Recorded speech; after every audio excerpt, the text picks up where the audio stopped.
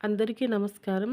ఈ వీడియోలో ధ్వజస్తంభం యొక్క విశిష్టత గురించి తెలుసుకుందాం. మీరు ఎప్పుడైనా ఆలయానికి వెళ్ళినప్పుడు గర్భగుడికి ముందు నిలబడి ఉన్న బంగారు స్తంభాన్ని గమనించారా? ఆ స్తంభం కేవలం అలంకరణ కాదు, అది దేవుని సాక్షాత్ సన్నిధిని ప్రకటించే దివ్య చిహ్నం. దానిని మనం ధ్వజస్తంభం అని పిలుస్తాం. ధ్వజస్తంభాన్ని దర్శించకుండా గర్భగుడిలోకి వెళ్తే దర్శనం పూర్తి కాదు అని శాస్త్రాలు చెబుతున్నాయి. ఈరోజు ఈ వీడియోలో మనం తెలుసుకోబోతున్నాం ధ్వజస్తంభం చరిత్ర, రాజుల కాలంలో నిర్మాణం ఎలా జరిగింది, దాని వెనుక ఉన్న శాస్త్రార్థం, ధ్వజస్తంభానికి చేసే పూజలు, దర్శనం చేసే సరైన విధానం, దాని ఆధ్యాత్మిక శక్తి మరియు భక్తులు తప్పక తెలుసుకోవాల్సిన రహస్యాలు. ఈ వీడియో పూర్తిగా వినండి, మీ ఆలయ దర్శన విధానం పూర్తిగా మారిపోతుంది.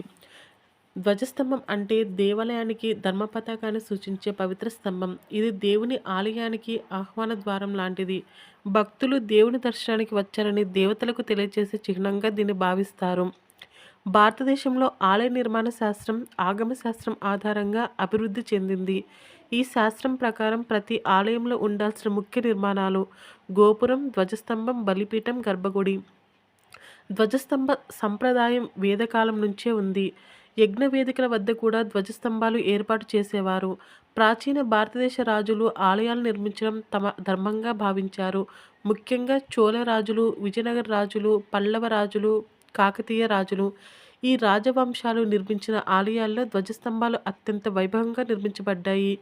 ఇప్పుడు ధ్వజస్తంభం యొక్క నిర్మాణ పదార్థాలు ఏంటో తెలుసుకుందాం. టేకు చెక్క, రాగి పూత, బంగారు కవరింగ్, పంచలోహ నిర్మాణం.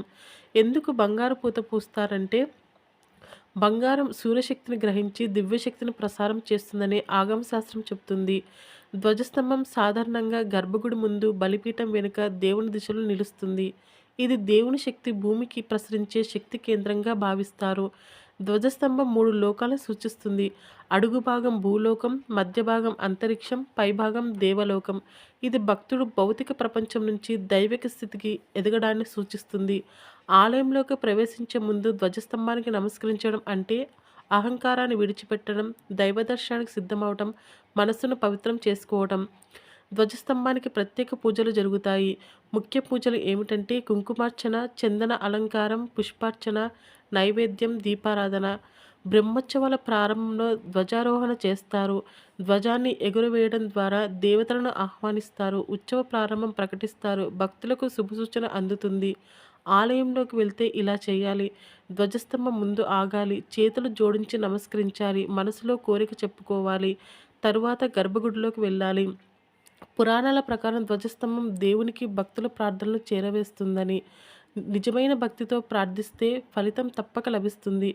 ఇది శక్తి ప్రసరణ కేంద్రం. ఇది ఆలయానికి ఆధ్యాత్మిక యాంటీలా లాగా పనిచేస్తుంది. శక్తి తరంగాలు మంత్రశక్తిని ప్రసారం చేస్తుంది. దక్షిణ భారత ఆలయాల్లో ధ్వజస్తంభాలు ప్రత్యేకంగా అలంకరించబడతాయి.